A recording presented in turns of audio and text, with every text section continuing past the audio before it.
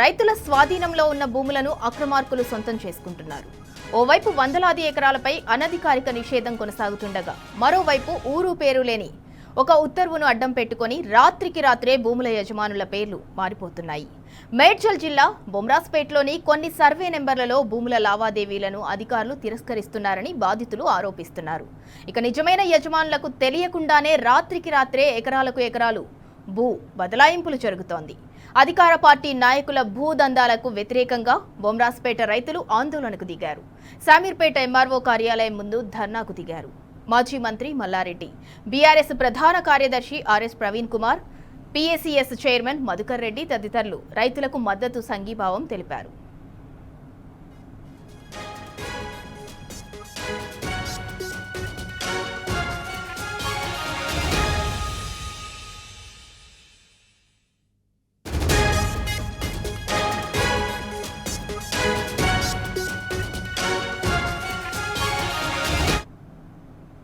ఇక ఇదే అంశానికి సంబంధించి మరింత సమాచారం మా ప్రతినిధి లివిల్ రెడ్డి అందిస్తారు. లివిల్ రెడ్డి, శామీర్పేట బొమ్రాస్పేట ల్యాండ్ ఇష్యూకి సంబంధించి అప్డేట్ ఏంటి?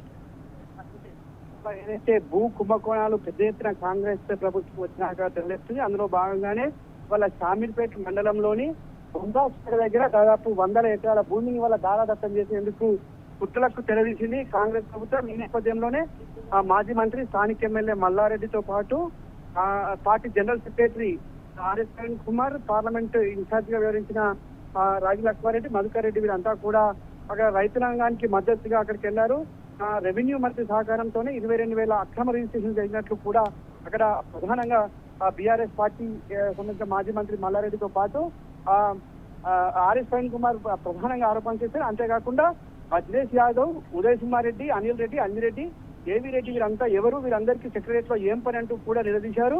శామీర్పేట మండలంలో రైతులకు సంబంధించిన 1000 ఎకరాల భూమిని కబ్జా చేయడానికి రేవంత్ రెడ్డి రెవెన్యూ అధికారులను అడ్డు పెట్టుకుని ఆక్రమించుకోవాలని చూస్తున్న విషయాన్ని వ్యతిరేకంగా ఈ రోజు జరిగిన ధర్నాలో ప్రధానంగా 2007 సంవత్సరంలోనే ఆనాటి కలెక్టర్ ముద్దా రవిచంద్ర గారి భూమి రైతులదే అని అధికారికంగా ధృవీకరించి తర్వాత కూడా మళ్ళీ ఆర్టీఓ ఎందుకు నోటీసులు పంపుతున్నారంటూ కూడా ఆగ్రహం వ్యక్తం చేశారు. ఎవరి ఆదేశాల మేరకు రెవెన్యూ అధికారులు నోటీసులు పంపుతున్నారు, అధికారులకు ఎవరు ఆదేశాలు ఇస్తున్నారు? కాంగ్రెస్ పార్టీ ఎన్నికల సమయంలో వరంగల్లో రైతు డిక్లరేషన్ పేరుతో రైతులను గుండెల్లో పెట్టుకొని చూసుకుంటామని చెప్పి ఈరోజు రైతుల భూములను కబ్జా చేస్తున్నారని చెప్పేసి కూడా ఆగ్రహం వ్యక్తం చేశారు. ధరణిలో లోపాలు ఉన్నాయని మాయమాటలు చెప్పి భూభారతి పోర్టల్ తీసుకొచ్చి ఇవాళ ఆఫీసును ఎన్ఐసి లో పెట్టి ఇవాళ ఎవరికి అనుమతులు ఇవ్వకుండా రెవెన్యూ మంత్రి తన దగ్గరే ఉన్న అన్ని ఆధారాలు అధికారాలు పెట్టుకొని చిన్న చిన్న మార్పులు జరగాలన్నా రెవెన్యూ మంత్రి అనుమతి తప్పనిసరి. అందుకే సుమారు 22,000 పైకి చట్ట విరుద్ధంగా రెవెన్యూ అధికారులు కలెక్టర్ అనుమతి లేకుండానే రికార్డులు మార్చేశారంటూ కూడా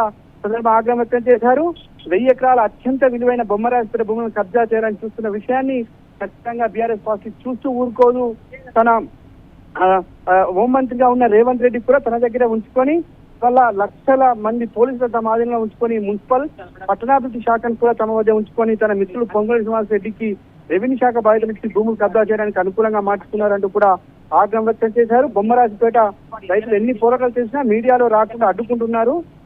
అధికారంలో ఉన్న కాంగ్రెస్ పార్టీ లగచర్ల భూములను గుంజుకోవాలని చూసింది. కానీ లగచర్ల భూముల కోసం బీఆర్ఎస్ పార్టీ పెద్ద ఎత్తున పోరాటం చేసింది. ఢిల్లీలో ఉన్న ఎన్హెచ్ఆర్సీని కలిసి లగచర్ల విషయం వల్ల ఆనాడు కేంద్ర ప్రభుత్వం దృష్టికి యావత్ దేశానికి చూపించింది. అలాంటి కోణంలో ఇవాళ వట్టినాగులపల్లి, కోకాపేట, మోతీలా, యాచారం ఇవాళ మళ్ళీ బొమ్మరాజపేటలో ఇలా హైదరాబాద్ చుట్టుపక్కల విలువైన భూములన్నీ ఆక్రమించుకోవడానికి తన అనుచరులైన అంజిరెడ్డి, అనిల్ రెడ్డి, ఉదయ్ కుమార్ రెడ్డి, ఏవి వజ్రేష్ లాంటి ఏవి రెడ్డిలతో సహా వీరందరికీ బెదిరించి ఫేక్ డాక్యుమెంట్లు సృష్టించి అధికారులను అక్రమంగా ఆదేశాలు ఇచ్చారంటూ కూడా ఆగ్రహం వ్యక్తం చేశారు. ఖచ్చితంగా మీ అందరి తరఫున బీఆర్ఎస్ పార్టీ పోరాటం చేస్తుంది. బీఆర్ఎస్ ఎన్నడైనా పేదల పక్షాన పోరాడుతుంది, రైతుల పక్షాన పోరాడుతుంది. ఆనాడు ధరనే మంచిగా ఉండే, కానీ వాళ్ళ భూభారతం తీసుకొచ్చి భూహారతి చేస్తున్నారు. వాళ్ళ భూభారత్ ద్వారా అక్రమంగా వేలాది ఎకరాలను నిషేధిత జాబితాలో పెట్టి వాళ్ళ పూర్తిగా వారి అన్యాయులకు రిజిస్ట్రేషన్ చేసుకుంటున్నారు. వారికి సంబంధించిన వారికి కట్టబెట్టుకుంటున్నారు. ఇవాళ 1000 కోట్ల ప్రజాధనాన్ని వారి జేబుల్లో నింపుకునేందుకు వందలాది ఎకరాలను వారి సొంత బినామీల పేర్ల మీద వారి అన్యాయుల పేరు మీద రిజిస్ట్రేషన్ చేయించుకొని లబ్ధి పొందుతున్నారు. ఖచ్చితంగా ఈ బొమ్మరాజపేట భూముల వ్యవహారంలో పారదర్శకంగా ఉండాల్సిన అధికారులు సైతం వాళ్ళ తప్పుదోవ పట్టిస్తున్నారు, ప్రభుత్వానికి వంట పాడుతున్నారు. ఖచ్చితంగా బొమ్మరాజపేట భూముల పక్షాన బీఆర్ఎస్ పార్టీ పోరాడుతుంది. వారి పేదల దాదాపు 52-53 ఏళ్ల నుంచి సొంత భూములను ఇవాళ వారు వ్యవసాయం చేసుకుంటున్న భూములను Right. వారి కాదనుకున్న నిషేధిత జాబితాలు పెట్టి ఇవాళ అక్రమంగా అక్రమార్జనకు తెరదీసారు ఈ కాంగ్రెస్ ప్రభుత్వంలోని పెద్దలు. ఖచ్చితంగా వారు ఎట్టి పరిస్థితిలో వారి భూములు వారికి దక్కే వరకు కూడా బీఆర్ఎస్ పార్టీ వారి తరఫున పోరాటం చేస్తుందని చెప్పేసి కూడా ఈ సందర్భంగా బీఆర్ఎస్ పార్టీ మాజీ మంత్రి మల్లారెడ్డితో పాటు ఆర్ఎస్ ప్రవీణ్ కుమార్ చెప్పారు. ఖచ్చితంగా మీ అందరి పక్షాన రైతాంగం పక్షాన మేము ఎప్పటికీ Right. అండగా ఉంటామని చెప్పేసి కూడా ఈ సందర్భంగా భరోసా ఇచ్చారు సింధురా. రైట్, థ్యాంక్ యూ లివిల్ రెడ్డి.